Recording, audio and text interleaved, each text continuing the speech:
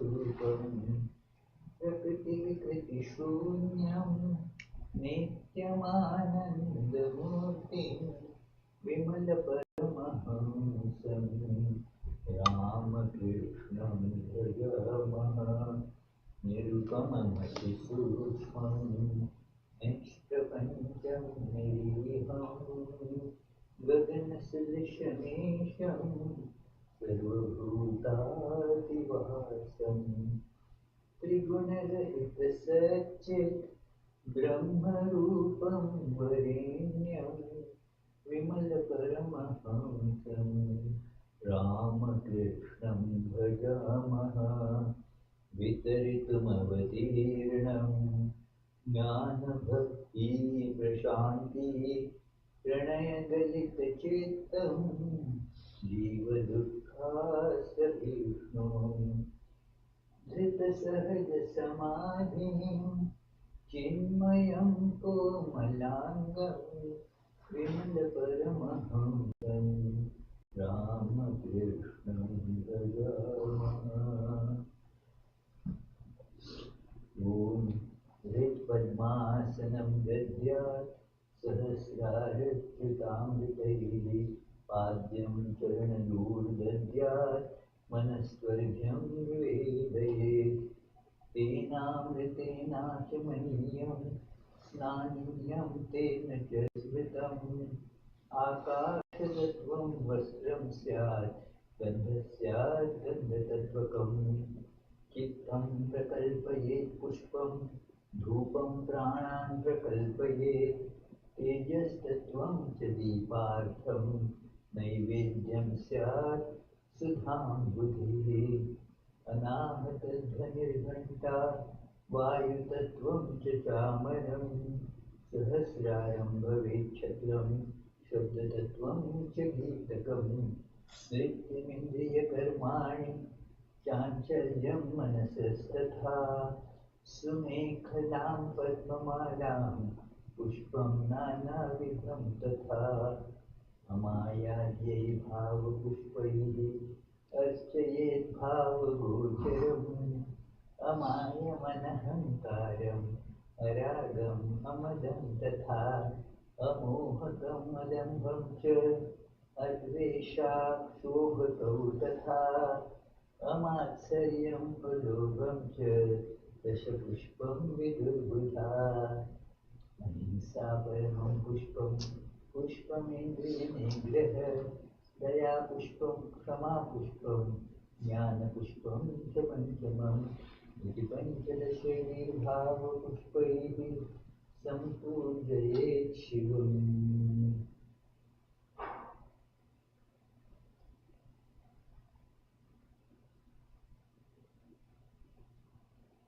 पुष्पे पीठदेवताभ्यो नमः ॐ ह्रीं पुष्पे पीठशक्तिभ्यो नमः ॐ ऐं सर्वदेवदेवीस्वरूपाय श्रीरामकृष्णाय नमः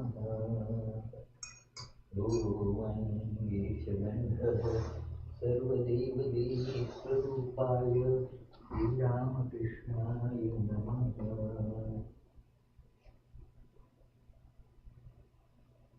ॐ ऐं नीलं स्वचन्दनपुष्पं सर्वदेवदेवीस्वरूपाय श्रीरामकृष्णाय नमः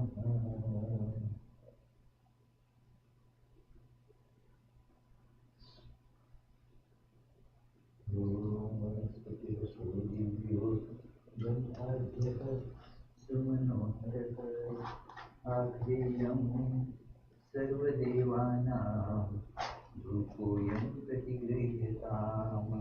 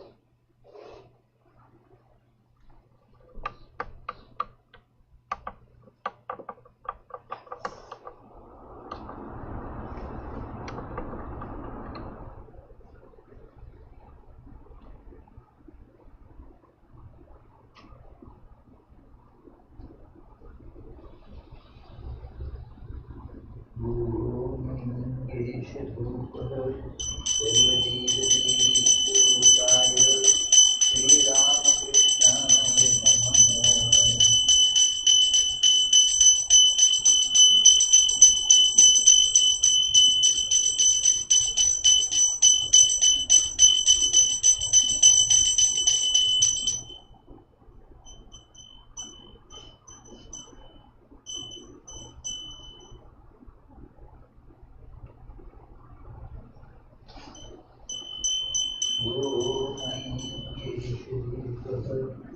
सर्वदेवदेवीस्वरूपाय श्रीरामकृष्णाय नमः।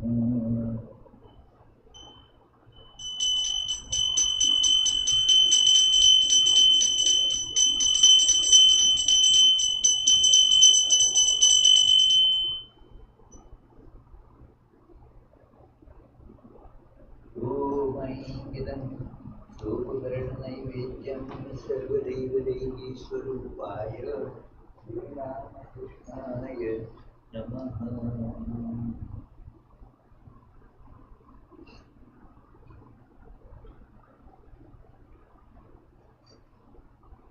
ॐ अमृतोपस्तरणसे स्वाहा। ॐ प्राणाय स्वाहा पानाय स्वाहा ध्यानाय स्वाहा व्यानाय स्वाहा समानाय स्वाहा।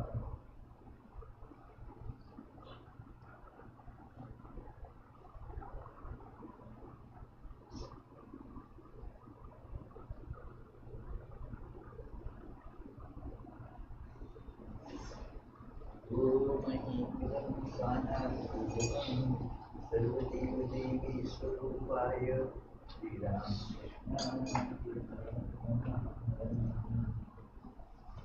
ओमैं ताम्बूलापूजकं सर्वदेवदेवीस्वरूपाय श्रीरामकृष्णाय नमः। ओमैं ह्रीं इदं सोपकरणनैवेद्यं सर्वदेवदेवीस्वरूपिण्यै श्री शारदा देव्यै नमः। ॐ इदं सोपकरणनैवेद्यं श्रीमद्विवेकानन्दाय नमः।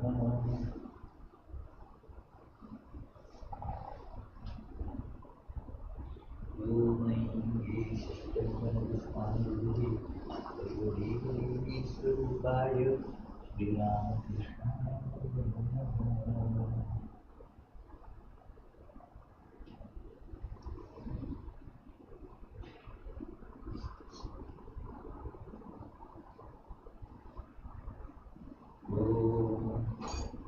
विभागीयभोक्तात्वं ग्रहाणमस्मत्कृतं जपं सिद्धिर्भवतु मे दीर्घकृतप्रसादात्।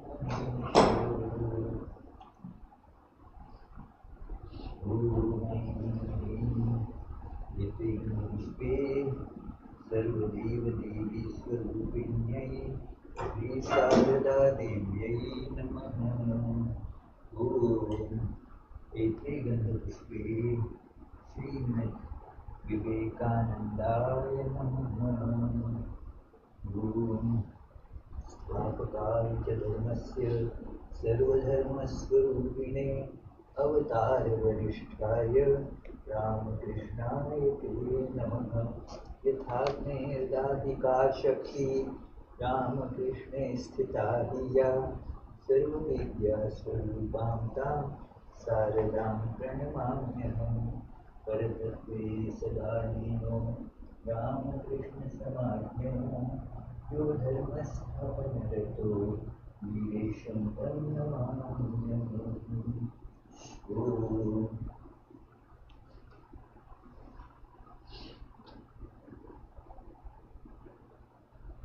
So now we will do the arati.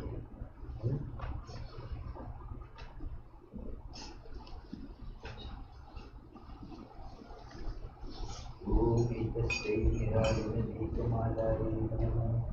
Om Italajipataye Devaya Vishnave Namaha. Om Itasamsidani Purushabhyo Namaha. Om Isha Nirajanadekamala. Om Aim Sarvadeva Devi Swarupaya Sri Ramakrishna Namaha. Guru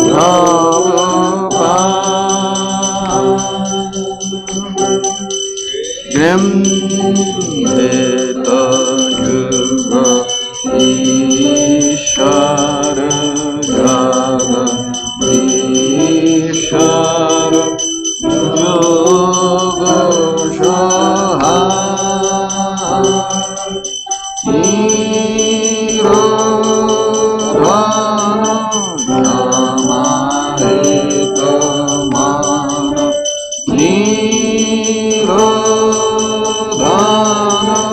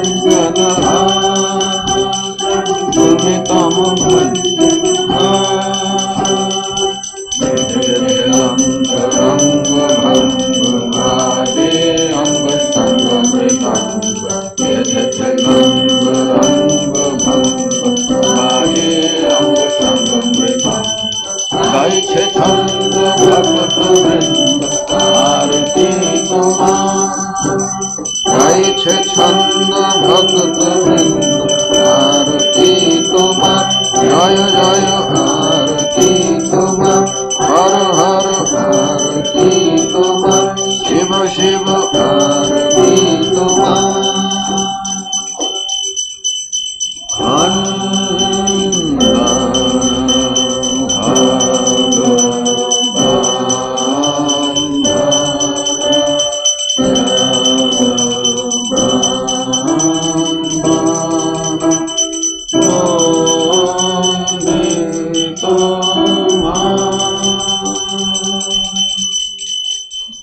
जय श्री गुरु महाराज जी की जय।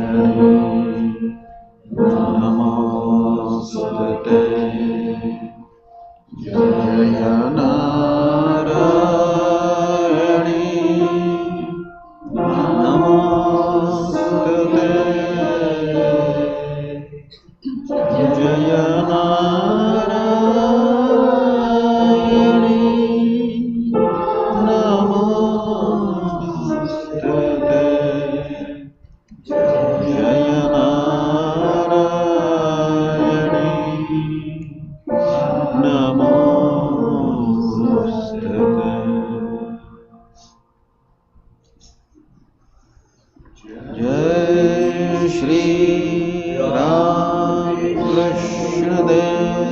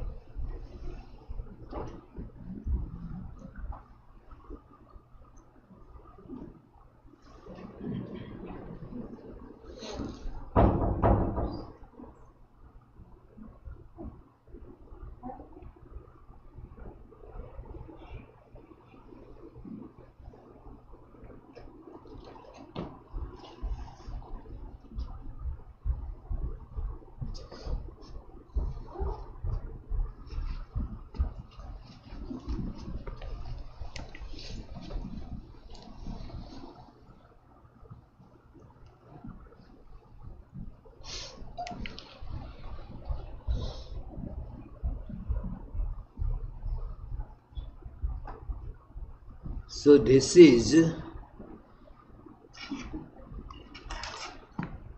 first service after we had a winter break of 2 months.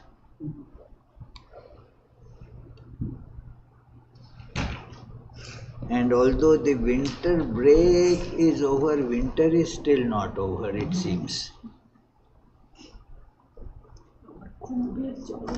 Wow. Yes, Kumbha waters. Kumbha waters, but it is not in a kumbha, it is in a plastic box. Anyway, the water. Thank you very much.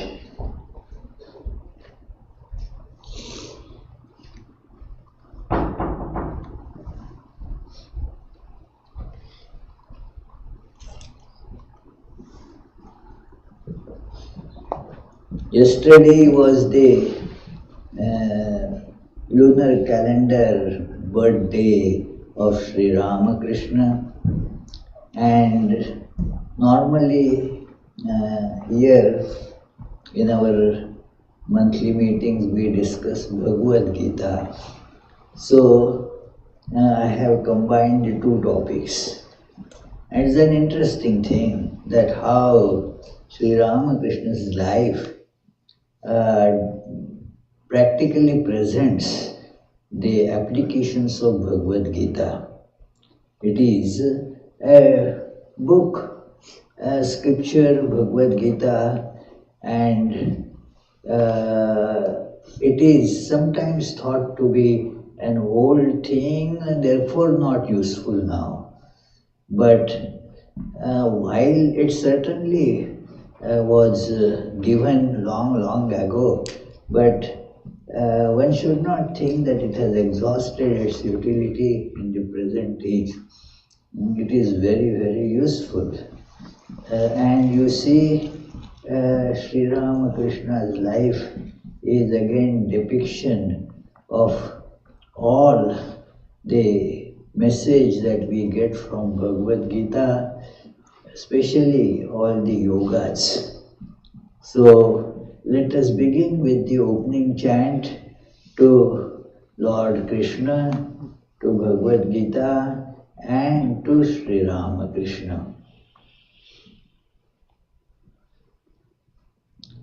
Vande Vamshidharam Krishnam Smayamana Mukhambujam Pitambaradharam Neelam Malyachandanabhushitam Radha Chitta Chakurendu Saundarya Sumahodadhi Parat Parataram Devam Brahmananda Kripanidhi Om Parthaya Pratibodhitam Bhagavata Narayanena Swayam Vyasena Gratitam Purana Munina Madhye Mahabharatam Advaitaamritavarshinim Bhagavatim Ashtadashaധ്യായിनीം Amba Tvāmanasandadhāmi Bhagavad Gita Bhavadveshini.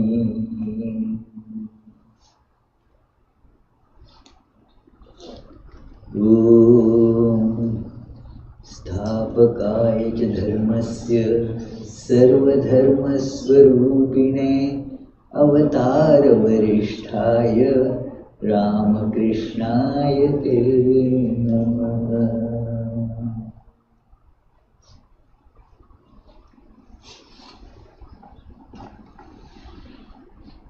a very special feature of Bhagavad Gita, which you don't find explicitly told in Upanishads, is the principle of God incarnating as man. God incarnates as man to teach humanity. In the Puranas, you see 10 avatars have been described, but that is not the principle of avatar as described in Bhagavad Gita and as we see spiritually relevant. Those 10 avatars is actually a story of evolution of species. Like first there were aquatic creatures, so Matsya, the fish incarnate, God incarnating as fish. Then there is the progressive, that half aquatic, half on the ground, on the land, the turtle. Then there is the next one, only on the earth, running about with great strength, that is Varaha, or the boar incarnation. God became boar.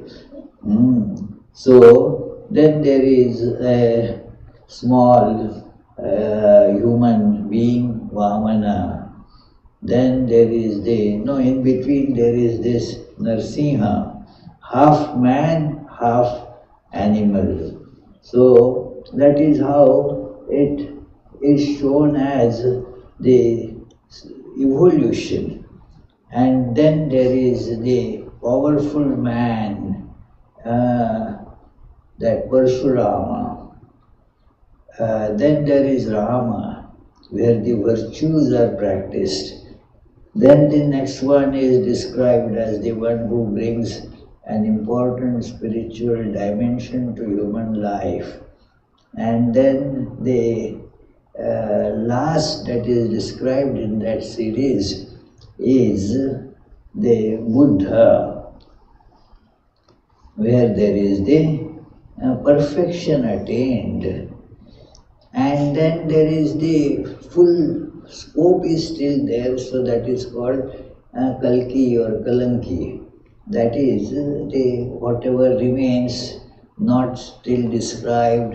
It is this age belongs to that Kali. So the further growth, whatever the scope is there. So, and there are calculations and all. Our Adi Maharaj reads about it. I don't read much about that. So all these. So it is that what, how many thousand or million years of this Kali Yuga have passed, and how many more are still to go. And so this is one way of understanding the evolution of species.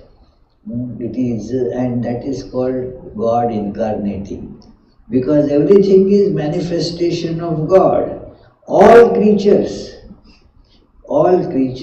are the manifestations of God. So therefore they are called incarnations of God. God incarnating means becoming physical. So it is God incarnated as a fish. It is to show that all aquatic creatures also are God. There is nothing, that is, we will see in this Natadasti Vina, that without me there is nothing in this universe that exists. All is permeated with God. So this is the principle that is incarnation of God in the spiritual sense is of a different type. It is not the 10 incarnations. When there came up the question whether Sri Ramakrishna was incarnation of God. So when some said that Sri Ramakrishna is God incarnate, that therefore he looks very different, acts very different from others, and when after the medical checkup of whatever medical science evolved at that time, it was told that his physical health is fine. Now this has happened maybe because of a high spiritual state. We cannot say anything about that. Our science cannot say much. So this is some said at that time, like Bhairavi Brahmani, that he is incarnation of God. Bhairavi had come and Sri Ramakrishna was told by Divine Mother, this is a very special phenomena that we don't find in regular human beings. And like I can discuss with Sudha, I can discuss with Abhijit, and I can discuss with Tushar, and so forth. But you will immediately think that this fellow has gone crazy. What Sarika, what do you think if I said I just dialed God and God said all these things? Then even this little girl will say that he has gone crazy. How can he dial, he call God? Not possible. So, but Sri Ramakrishna was in constant communication with Divine Mother, constant communion and constant communication. So he would go into that mood where he would interact with the supreme reality which never becomes non-real. The things that we see here, how they are, they appear for some time and disappear, gone into oblivion. But this is a reflected existence, therefore. Like when somebody stands in front of the mirror, that person's face is seen in the mirror, but doesn't stay there. When the person walks away, the image is not seen anymore there. So, this is a reflected existence, but it tells there is some real existence. What you were seeing was not real, but behind that there is some reality that is always real. So Sri Ramakrishna was in communion always with that. So Sri Ramakrishna was told that I have sent that lady just for you. Learn from her. Then similar message he got when his teacher of the non-dual Vedanta, Totapuri, came. Yeah, I have sent him, he brought him here just for you. So that is how Sri Ramakrishna could always have this communion with the divine. And Bhairavi Brahmani declared that all these things that you are talking about, it is because Sri Ramakrishna has that Mahabhava. Mahabhava is the great upsurge of that feel or experience of the divine. Why it is called Maha means great? Because what normally a person feels is a human being who is a temporary reality, and that too located only in a particular place. It is, but Mahabhava is not possible even to imagine for us. Even its imagination is very difficult because it is the whole existence itself. We are capable of seeing a wave, but not the whole ocean. So imagine, if somebody is able to be conscious of the whole ocean. So that is a very big awareness. So Sri Ramakrishna, she says that it is described that only incarnation of God can have that, and then the owner of that temple property, Mathur Babu, he said, incarnation? But the incarnations are only 10. That is the popular idea. Incarnations are only 10. Well, how can Sri Ramakrishna be an incarnation of God? And Bhairavi Brahmani said, no, that is a different idea of incarnation. In Bhagavatam, infinitely many incarnations of God have been told. And Bhagavad Gita also says that whenever there is a decline of the righteousness or religion and upsurge of unrighteousness and evil, these things, then God incarnates as a human being to re-establish the supremacy of true religion. So this is Bhagavad Gita is, you won't say anywhere in Bhagavad Gita that the 10 incarnations only. No. Whenever there is a need, God incarnates as human beings so as to teach humanity. So Sri Ramakrishna, when we see his life and many great these scholars and spiritual aspirants have proclaimed that he is the incarnation of God. We come to see the practical truth mentioned, practical manifestation of what is mentioned in Bhagavad Gita. Bhagavad Gita is where you see again and again the mention of God in the form of Krishna. And Ramakrishna is that kind of incarnation of God. So it is something that one can see in our age also, that so that people in this age will be able to accept it. When you practically see something, then you cannot logically dispute about it, because it is there. Now logic cannot refute facts.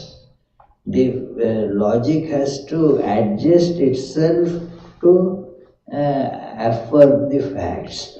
Facts are, logic can only explain those, but cannot really dispute those.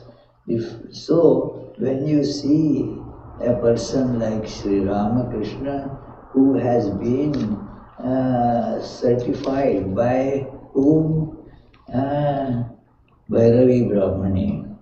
Then there was the other scholars there, Vaishnava Charana and Gauri Pandit. And before that there was one Narayan Shastri. They were all great scholars of scriptures and Vedanta and very highly respected. So they all were unanimous that all the signs that we see in Sri Ramakrishna means that he is incarnation of God. And then Sri Ramakrishna's own clarification that the one who was Rama or Krishna before, that very being is in this body as Ramakrishna. The one who was Rama, who appeared as Rama, and then another who appeared as Krishna, that very being is now in this body, Ramakrishna.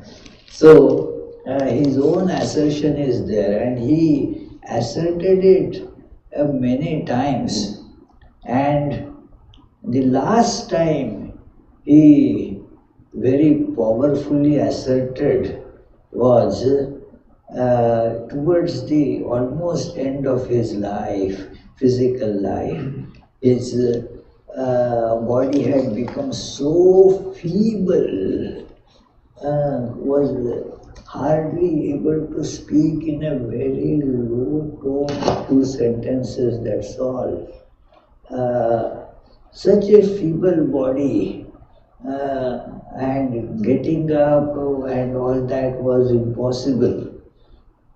So such body, and we shall come to that again, that still he was happy, because his happiness didn't depend on the physical condition. So at that time, Narendra, future Vivekananda, comes there and looks at that just a skeleton remaining, skin and skeleton. That's it. Body had become so very emaciated. Its photograph is there that if you see, you won't be able to find Sri Ramakrishna when he passed away, and before this last rites to be performed, a photograph was taken. And Sri Ramakrishna is shown there. These days, because of the objection of many devotees, and this photograph is not actually printed or shown in many places. I like it. It is because many devotees said that we can't imagine Sri Ramakrishna lying dead. But actually one should accept he is incarnation of God. Means the carnation, that the body is going to die. And that death also is a great lesson. For example, Jesus' crucifixion was such a great lesson, and that played a very powerful role in the spread of Christianity. But those days probably the devotees were stronger. Now they are, no, it should not be shown. So, like that. So, in many books that photograph in the new editions is removed. But I like that photograph. What an inspiring message it gives, that even though the body was so terribly sick and emaciated, that you can actually see there as all his disciples are standing around Sri Ramakrishna's body. You have to, because it has become so tiny, and if you see the description earlier of his body, he was almost 6 feet tall and quite well built. He was taller by Vivekananda and very strong built body. Now it is difficult to find where he is. You see it and then, oh, this is Sri Ramakrishna.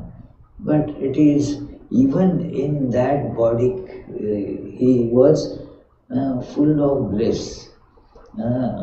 Compare it with our awareness. It is I get headache, simple headache, and I become so sad. So my joy is controlled by my physical fitness. If I am not fit physically, then I don't become happy. Look at Sri Ramakrishna. You can't imagine a body that is having more disease, and yet he is full of bliss. So at that time, this we will revisit this idea in the light of some verses of Bhagavad Gita. But Narendranath thinks, he has said it several times, that the one who was Rama and one who was Krishna in this body is Ramakrishna. Will he be able to say it in this very sick, famished, emaciated body? Then I can accept it. If he can declare that in this body. And later Vivekananda has described that incident, that I wouldn't have been more surprised that even if a big thunderbolt had fallen there, when just as I was finished, this thought was coming to my mind, here Sri Ramakrishna in that emaciated body gets up from the bed. Normally he would not get up. He gets up and declares, even doubt even now. You are having doubt even now. Listen again.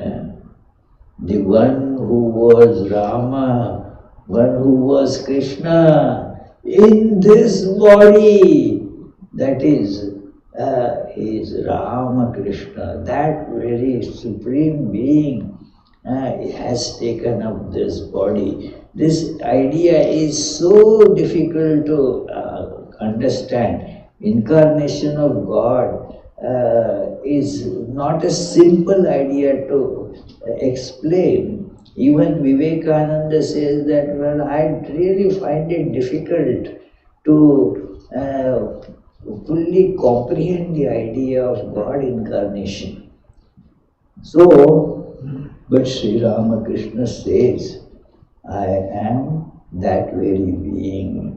And that verifies this very statement in Bhagavad Gita, that I come again and again, incarnating as in a human form to teach humanity, to re-establish religion. So this is you see this example here, that Sri Ramakrishna exemplifies that truth for us in this age. So Sri Ramakrishna existence cannot be doubted, because we have photograph taken of Sri Ramakrishna during that time. Nowadays photograph is not taken as an evidence, because there are so many techniques of changing, twisting and all that photograph. Now if I take this photograph of this Sarika sitting on the lap of her mother, but I can then show everybody a picture that Sarika was sitting on the lap of Holy Mother Sarada Devi. Simple, that picture, this picture, change it like that, and that's it. So therefore, because of the availability of these techniques, it has been declared by all these law courts that the photographs after some 1960 will not be acceptable as evidence. Directly means proving something. So it is, but at that time, that was evidence. It is a clear photograph. So Sri Ramakrishna did exist. About Rama, Krishna and Chaitanya and before Jesus and all, we read stories, but did such person exist? That question remains because of the depictions. For example, the Krishna's image that you see in, say, Rajasthan in India would be, the face will be Rajasthan face. In Africa, it will be a different face. It is so, which is how Sri Krishna looked, we don't know. In Rama, Cambodia has Rama, these things, Thailand has Rama shrines, and but Rama and Sita look very different. It is for a long time Raja Ravi Verma's pictures, and now also they are very popular, that his paintings of Rama, Sita, Lakshman, Bharata, Shatrughna and Hanuman and all, they are very beautiful paintings. And in most of our temples, that picture is worshipped. Raja Ravi Verma's picture drawn.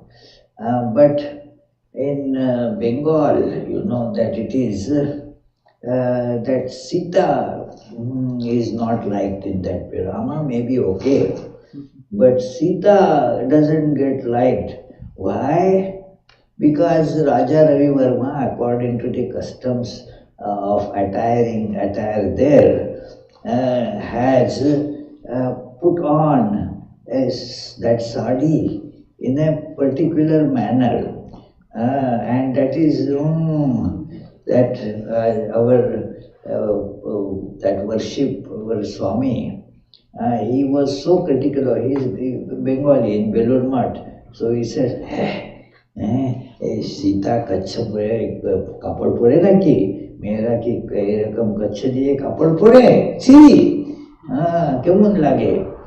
How terrible it feels to see Mother Sita putting on a sari with that in between the legs that goes like this. Not possible.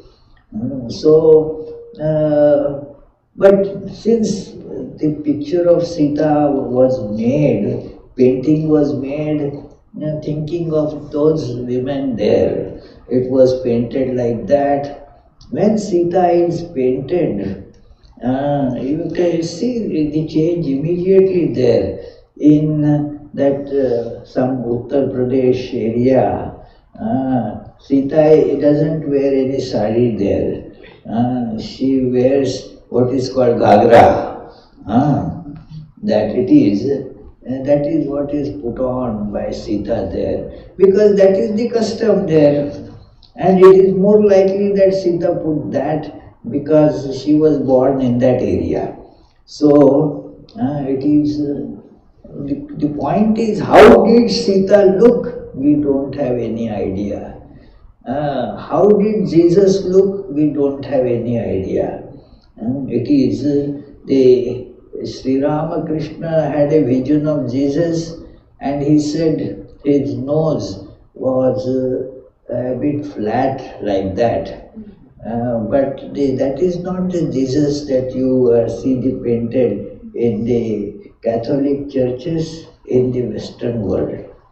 The Catholic churches in the that Egypt and such places, and they have Jesus like that, because those people have that knows like that. So it is. So how did Jesus look? We don't know.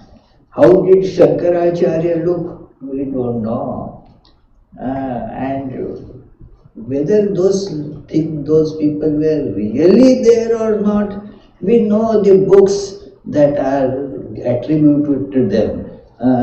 But actually Rama has not any book attributed to him.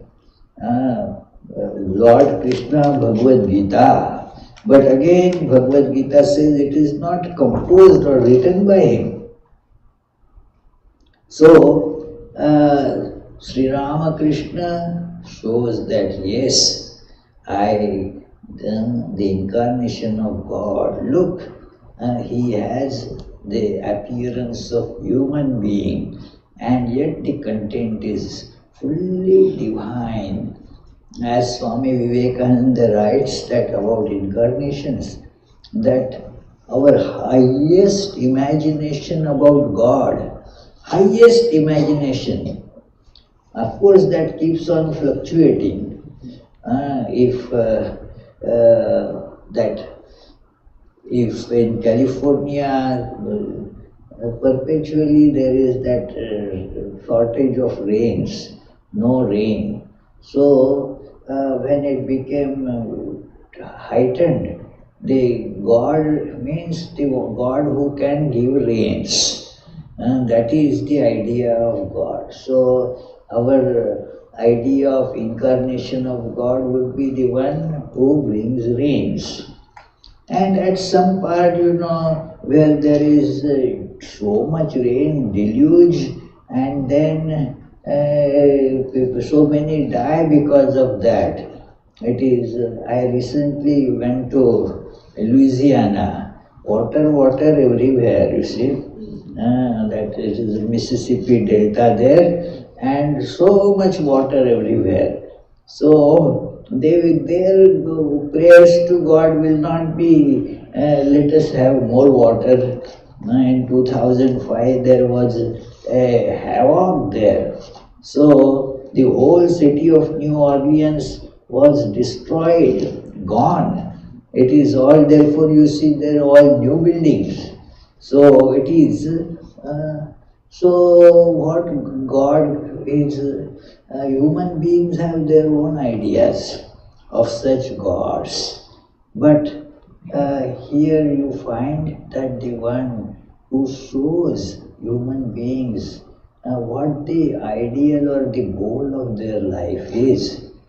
Then, as I was telling, you see Sri Ramakrishna, the great feature of this Bhagavad Gita, another feature, one is incarnation of God, and another is a very clear presentation of the yogas.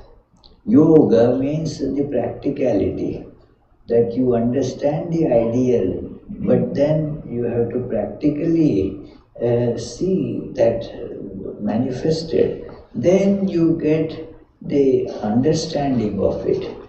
Demonstration is needed. Like our Abhijit, I say, Abhijit, this is not working. Let me take a look what it is. Then he goes into YouTube, somewhere somebody has done like that repair work, a demonstration.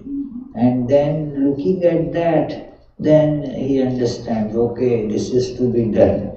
Yesterday I was confused, to get my boarding pass for tomorrow's flight, how to do it. Because my visa, it is called OCI, it doesn't have an expiry date.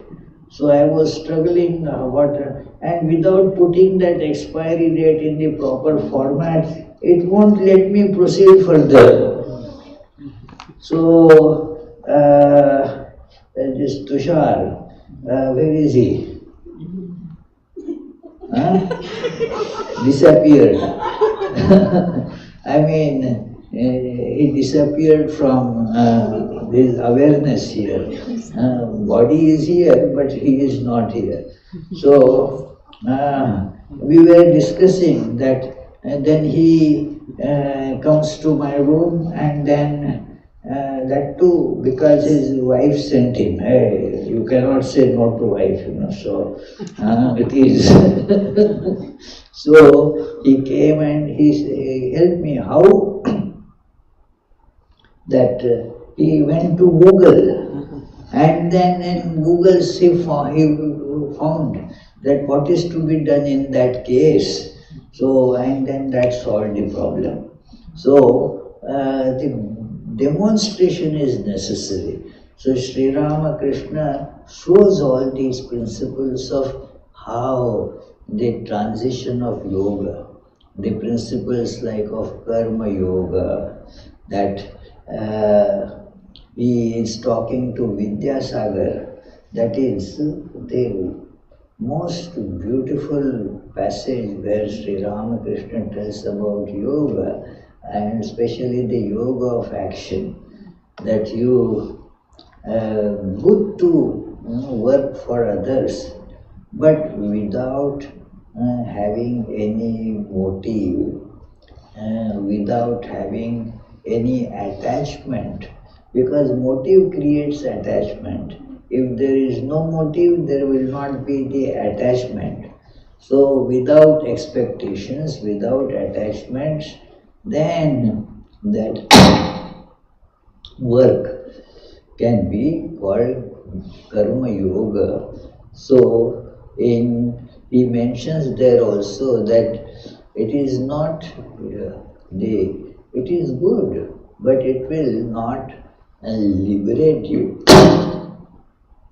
The good work will bring the good results, means nice things will come your way, people will praise you. Isn't it? What Pranav? If you do good work, people will praise you. What nice piano he played, good thing, very nice. Isn't that attachment? Isn't that attachment? It still will have attachment, so it will not be liberation. If you get, you do good work, you will get praise. And suppose he won't do that, but suppose he gets angry, upset, and then does something bad, then what will they do? Insult. Insult. They will insult you. They will say bad things about you. So you will get that, by the bad actions, you won't get praise for that. Good actions will get praise. But none of that is going to liberate you. So Sri Ramakrishna insists that the goal of life is realizing God, getting liberated from this bondage of good and bad. So this is how the idea of yoga is, how to direct the life to achieve that goal. So, and the yoga of action was shown there. Sri Ramakrishna's own life, it is that he krityam karoti kalusham kuhakantakari, that it is he did all this work and to eliminate that kuhaka means the darkness of ignorance. He worked and worked and worked. He was, when he was not in that condition of samadhi, that it is not like what some people just, were having, that is sleep, appears like samadhi, it is, but it is not samadhi, but having the communion with God, becoming one with God, and that is the, and one has to get to that stage by practicing yoga. So, offer devotion to this. So in Bhagavad Gita, all these yogas have been described. My predecessor Swami, A wonderful Swami. He used to say one verse in the third chapter of Bhagavad Gita, where all the yogas have been put in one verse. So he used to say that this is the condensed Bhagavad Gita, that all the yogas have been described in that. Let me read you that verse.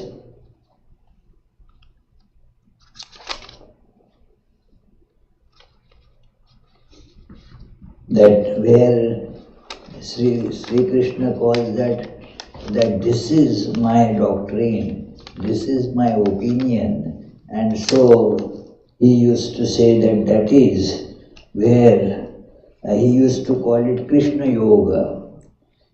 Krishna Yoga. Do you know that Krishna Yoga? You didn't read his book Krishna Yoga?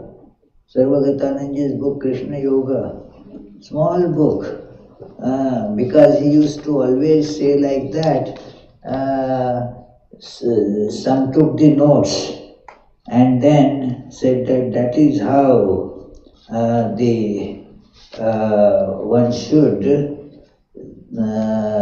practice, understand this idea that you have to do work all the time, but how? So it is told there that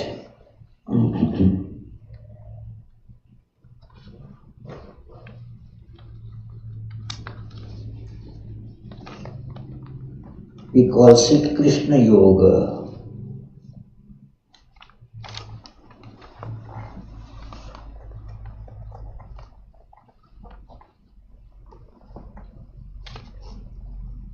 Was it the third chapter, right? Was it the third chapter? Yeah, that is, here I found. Verse number 30. Mahi sarvani karmani sanyasya adhyatma chetasa.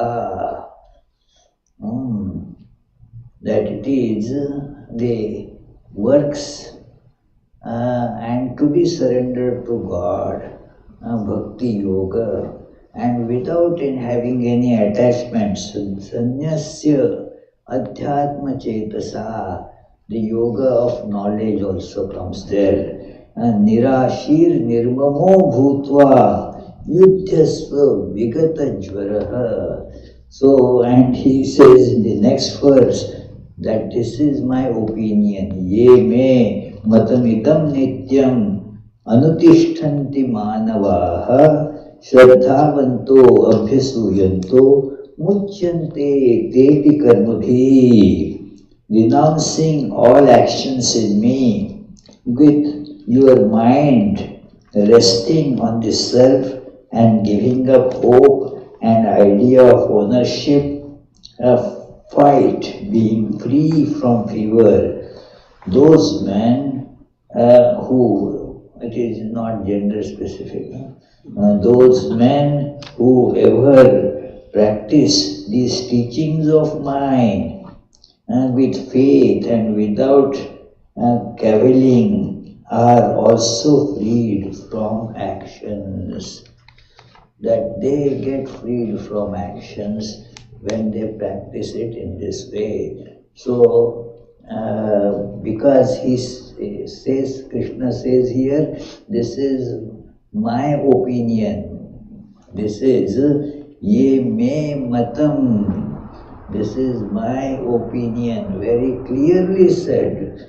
So, it is therefore according to him that this is the Krishna's doctrine. And you see it followed by Sri Ramakrishna or exemplified by Sri Ramakrishna, that all actions were given to the Divine Mother. That song used to be always on his lips. that sakali tomari ichha, ichha mohi tara tumi, that it is ami jantra tumi jantri, amra tomar tantri choli. Means you are the operator and I am the machine that is getting operated. So the machine has not much freedom. The operator runs it. It is that like you are running your car as you want to drive, as wherever you want to go, the car has to go. The car doesn't tell you where you are to go. Except there's some Tesla cars are like that. It has the mechanism. Once, GPS does. no GPS. That it is what happens is once we were going in such car and then the directions GPS was showing. Suddenly the car took an exit. What? Then because the charge was going down, and so it locates a fueling that charging station and then calculates that this is the last one available. Otherwise, next one your car will stop somewhere, and so it went there. So it is. But that also has been programmed there. So it is you are just machine.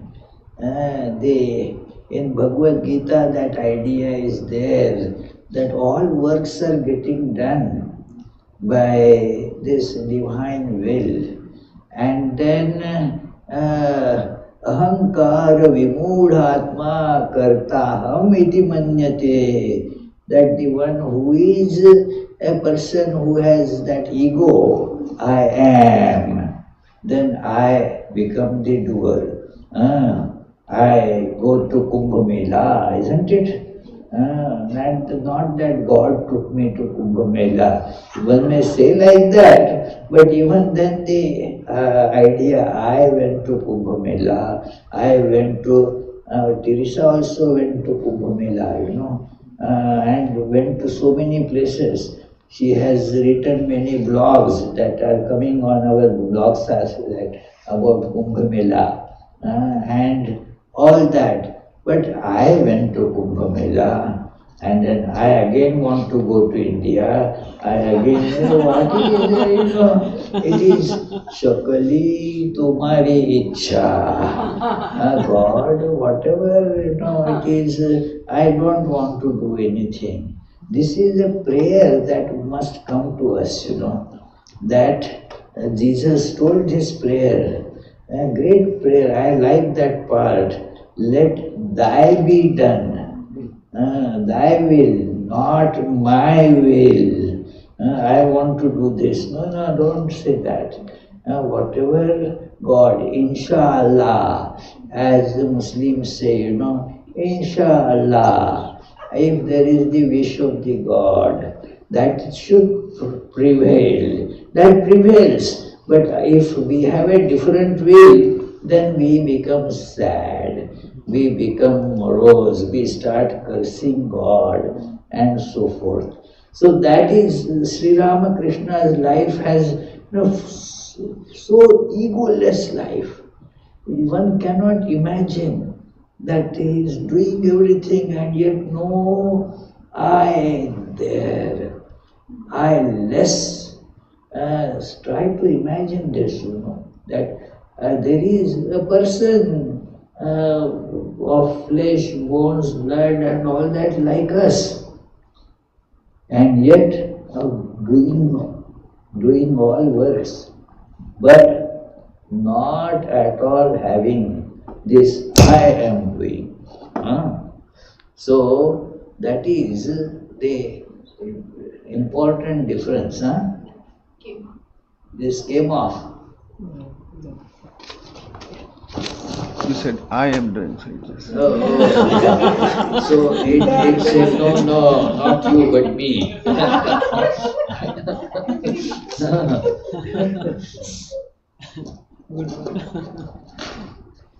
So, you see that I took out some of these pages that in Leela Prasang or Sri Ramakrishna and his divine play, many chapters they have this one verse of Bhagavad Gita on the top of that, very relevant. So,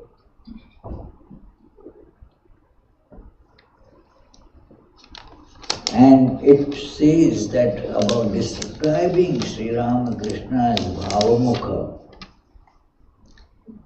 a very special state from which the incarnations they teach humanity. Very difficult to describe, but in Sri Ramakrishna's life, its presentation was so concrete. Sri Ramakrishna, at the end of his sadhana, and he was in that state of samadhi, merged with God for 6 months. And at the end of it, he saw Divine Mother telling him, be in Bhavamukha. Means on the threshold, as it were, there is the awareness of God as well as awareness of this world. A very difficult thing. If you have awareness of God, this awareness will go completely. The two cannot stay together. It is impossible to have that two together. Like I tell that incident many times, that I went to a devotee's place and there was a nice picture on the wall. Not that it was an extraordinarily beautiful or anything, nice picture though. So, and then that owner of the house, my host said, there is a great, a very famous man in that picture, and I could not see where that famous man is. Who is that? And then suddenly my way of looking changed. And then say it is the Sri Ramakrishna's picture. Earlier it was Rabindranath Tagore's picture. Rabindranath Tagore's picture. Earlier I was seeing it as a landscape. There was a little hut, a tree, and a dirt road going like that. The dirt road became Rabindranath's beard, you know. That other thing like his specs and all. So when I saw it, Rabindranath, then the landscape vanished. Either you see Rabindranath or you see the landscape. So similarly, when you see this all as God, this world disappears. As Shankaracharya describes it in Vivek Chudamani, you say, it was just there, what happened to it? Where did it go away? So, but if you want to describe about it to people here, then you have to stand on that threshold. And there, how the experience would be. So Swami Saradananda took the help of a verse in 7th chapter that Sri Krishna describes there, that ye chaiva satvika bhava rajasa stamasascha ye matta eveti tan vidhi natu aham teshu temai. That it is, let me read the translation from here, 7th chapter.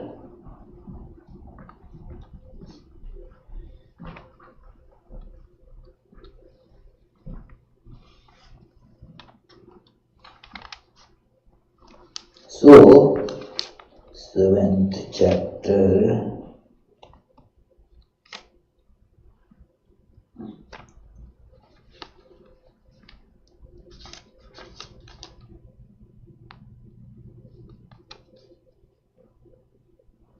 Hmm. 12 and 13.